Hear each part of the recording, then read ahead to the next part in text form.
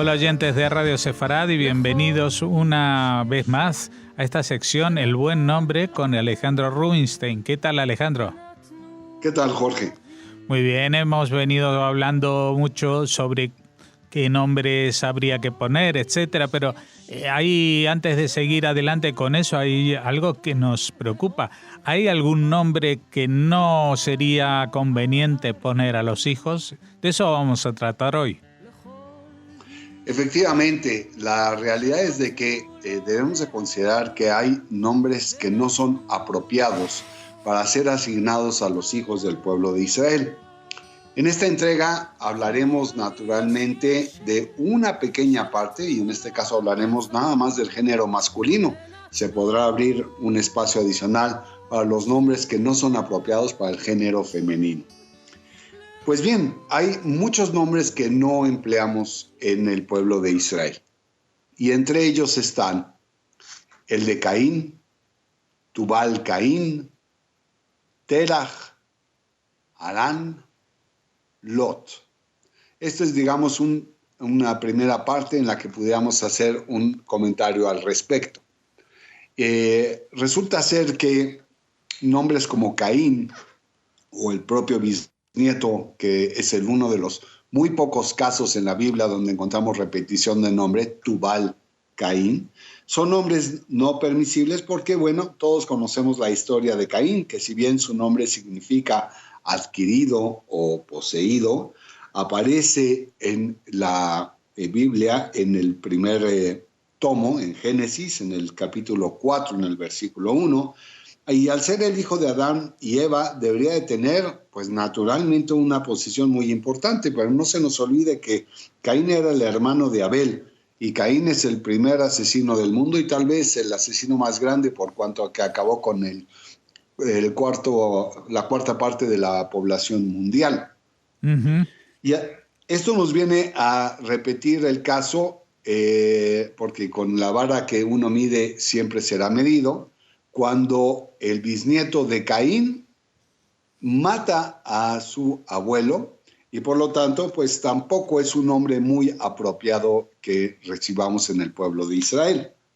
Pero si ya nos vamos acercando un poquito más a la época de Abraham, tendremos que hablar naturalmente de su familia, porque si bien Abraham fue el primer judío, su familia no lo fue así. El caso de Terach, que fuese el padre de Abraham, y que su nombre tiene como significado un ibex o un carnero salvaje, aparece también en el libro de Génesis, en el capítulo 11, en el versículo 25, y Terach es el epítome de lo que es el contrario al monoteísmo judaico, porque Terach tenía una tienda donde se vendían ídolos, y por lo tanto, pues no es precisamente muy apropiado que judíos utilicen ese nombre. También nos sucede con el nombre de Harán. Harán, si bien era hermano de Abraham, nuestro padre, también Harán era una persona que tenía una costumbre muy clara de estar inclinado hacia el politeísmo. El nombre de Harán también aparece en el capítulo 11 del libro de Génesis, como habíamos dicho, pero en el versículo 26. Y Harán significa montañés, básicamente, y es un nombre que, aunque los significados técnicamente son buenos, lo que hacen las personas en el paso del tiempo es lo que realmente deja como la huella de su nombre, y de ahí que no sea precisamente muy conveniente tenerlo. Vale la pena abrir un espacio y hacer el comentario de que los nombres previos a Abraham, que son las 10 generaciones previas a Abraham, las 20 generaciones previas a él, son nombres que en condiciones normales debemos de procurar evitar o en su caso disminuir la práctica de su uso. Es muy recomendable que se empleen los nombres a partir de que ya existe el judaísmo y que por lo tanto podemos echar mano de una gran variedad de nombres. Pues bien, continuemos con los nombres que no son muy apropiados. Tenemos el caso de Lot, el famoso sobrino de Abraham, con quien partiese caminos y que cada quien tomase pues un derrotero en su vida. El caso de Lot se refiere a una persona que está cubierta o está escondida o está envuelta inclusive, y Lot estaba siempre envuelto en escándalos y en formas pues no muy apropiadas de actuar. De tal suerte que Lot es un nombre que no recomendamos, que si bien vuelve a aparecer en el mismo libro y en el mismo capítulo, pero en el versículo 27, tiene otra particularidad que tampoco es muy recomendable y que la comparte con Caín, la comparte con Terah, con Harán mismo. Tienen nombres de 3 letras y ya habíamos comentado que es definitivamente mucho más preferible que un judío emplee nombres de 4 letras porque puede llegar a tener en el contexto de la conformación de sus letras la influencia de los 4 elementos de la naturaleza. ¿Qué sucede ahora, ya más adelante, con Amón, que es un nombre que aparece hasta el libro de Reyes 2, en el capítulo 21, en el versículo 18? Era un rey de Yehudá. También significa, al igual que Lot, que es una persona que se esconde. Pero el nombre de Amón tiene otro significado. Es el significado del nombre de un dios egipcio y también es un hijo de David. Y recordemos que los hijos de David, desafortunadamente, salvo el caso del rey Salomón, no fueron precisamente muy inclinados a su padre y de hecho presentaban mucha contradicción hacia las disposiciones del rey. Es por ello que Amón es un nombre que tratamos de evitar.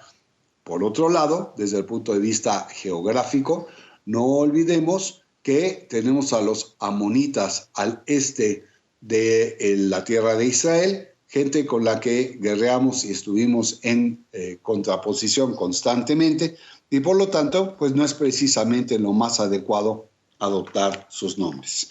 Y ya que hablamos de los amonitas, pues no hay que olvidar que tenemos también a los moabitas.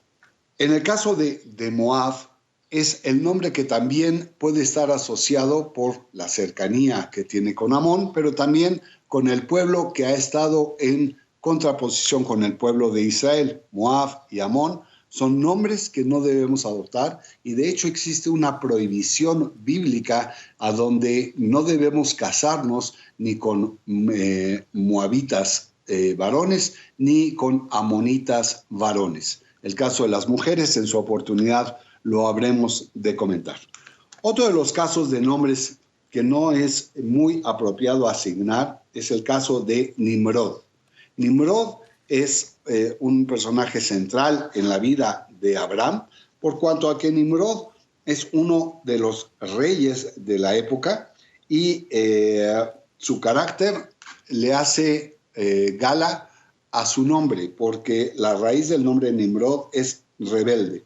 Aparece él en el libro de Génesis, en el capítulo 10, en el versículo 8, y él era hijo, Nimrod era hijo de Kish, quien a su vez fuese hijo de Ham, uno de los 3 hijos de Noé. En nuestra tradición, los nombres derivados de hijos distintos a los provenientes de Sem, que es de donde nosotros provenimos, no son precisamente los más recomendables. O sea que los nombres derivados de Jafet o los nombres derivados de Ham son nombres que procuramos no tener.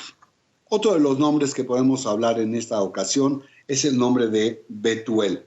Betuel resulta ser la casa de Dios, o en su caso, si analizamos con un poquito más de cuidado, si las primeras 2 letras que conforman el nombre Betuel son una Bet y una Tav, se conforma también la voz de hija, o sea, que podría ser también un nombre femenino, la hija de Dios. En este caso, Betuel, quien aparece en el capítulo 22 de Génesis, en el versículo 23, es el padre de nuestra matriarca, Rebeca, y es sobrino de Abraham, pero no por ello tenía del todo muy buenas costumbres. Hablando de malas costumbres, podemos hablar también de otro nombre, que es el nombre de Labán. Labán que bien lo conocemos en el texto bíblico, aparece también con nuestros patriarcas, por cuanto que a pesar de que el nombre de Labán tenga como significado blanco, él era el hermano de Rivka y el padre de Lea y de Rachel. Pudiéramos decir que es un personaje central. Aparece en Génesis, en el capítulo 24, en el versículo 29, pero Labán se dedicó a hacer cuanta triquiñuela fuera posible para obtener un beneficio. O sea que, inversamente a su significado natural, Labán, que es blanco, no tenía unas actitudes precisamente que conllevaban a la blancura de sus intenciones, sino que era todo lo contrario. Pues ya que estamos con los patriarcas, también tenemos que hablar con la descendencia directa de nuestros patriarcas. Y en ellos vamos a poder encontrar que hay nombres que no son precisamente los mejores. ¿Y por qué? Pues porque uno de los hijos se desvió en el camino. Es el caso en español de Esau, o en hebreo de Esaf, quien conocemos todos el capítulo de su presencia en el libro de Génesis, en el capítulo 25, donde Esaf es el hijo de Isaac y de Rebeca, pero es el hermano gemelo de Jacob, y donde tienen un conflicto prácticamente permanente durante todo el texto, y que Isaac, que podía prevalecer sobre su hermano Jacob, termina siendo derrotado con muchas circunstancias que suceden, a pesar de ser el más fuerte, a pesar de ser el cazador y a pesar de ser lo que su nombre indica, el hombre que tenía más pelo y que por lo tanto podía demostrar mayor hombría. Esaf es una persona que termina también teniendo actitudes no muy positivas, una tendencia más hacia la violencia, y por ello es que estamos recomendando que ese nombre tampoco sea empleado. Tenemos otro más. Hablemos de Elifaz. Elifaz, que es un nombre definitivamente muy poco común, es un nombre que significa que mi Dios es puro oro. Imagínense qué nombre tan bello, ¿no? Pero resulta ser que Elifaz es uno de los 3 amigos de Job. De hecho, aparece en ese libro el nombre, y no es adecuado el que tengamos que emplear el nombre de una persona cuya asesoría hacia Job no lo llevaba hacia los mejores caminos, sino que realmente mantenía el texto depresivo en la vida de él, y que nosotros lo leemos pues con alguna frecuencia y nos hace reflexionar. Así podemos continuar con nombres, y de hecho el nombre que tenemos la obligación de borrar, y ahí sí claramente es un nombre que estoy seguro no aparece ni por mucho en el pueblo de Israel, es el nombre de Amalek. Tenemos la obligación de acabar con Amalek, porque ellos fueron quienes nos atacaron con frialdad y nos atacaron por la espalda apenas nosotros salíamos de Egipto e íbamos en rumbo hacia la tierra de Israel. Y hay una obligación bíblica claramente donde se dice que tenemos que borrar el nombre de Amalek. Todo aquello, inclusive en la recordación del propio Amalek, debe de ser excluido del pueblo de Israel. La evolución onomástica se da a lo largo de todo el texto. Tenemos el caso de el caso de Onán. Y estos dos personajes que también me gustaría platicar un poco el día de hoy, es que y Onán aparecen como lo que son los hijos de Yehudá. Y si bien significa estar muy despierto, es un hijo que fallece prontamente, y después lo sucede su hermano Onán. Onán lo sucede al tenerse que casar, porque así existía la norma en el texto, al tenerse que casar con la viuda y así poder mantener la descendencia de la familia, pero Onán no quería casarse con esta mujer, y entonces, que era Tamar, y al no quererse casar con Tamar, Onán lo que hace es que desperdicia su semen para tratar de que no entre al cuerpo de la mujer.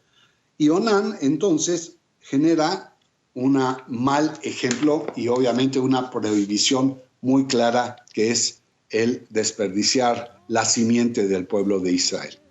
Los nombres pueden continuar indefinidamente a lo largo del texto, pero también más allá del texto tendríamos que hablar de nombres que pasan ya después de la época de los textos bíblicos. Y Alejandro, si te parece, vamos a dejar estos nombres que ya no pertenecen al mundo bíblico como reseñabas, para una segunda parte sobre los nombres masculinos que no deben utilizarse en el pueblo judío, porque creo que ya van a ser bastantes. Muchísimos. Por eso, así que vamos a poner el punto de inflexión aquí. Kidor es un avance de lo que va a ser a partir de entonces los nombres prohibidos. Muchas gracias por habernos atendido y te esperamos dentro de 2 semanas. Un placer, todo lo mejor. לכל איש יש שם שנתן לו אלוהים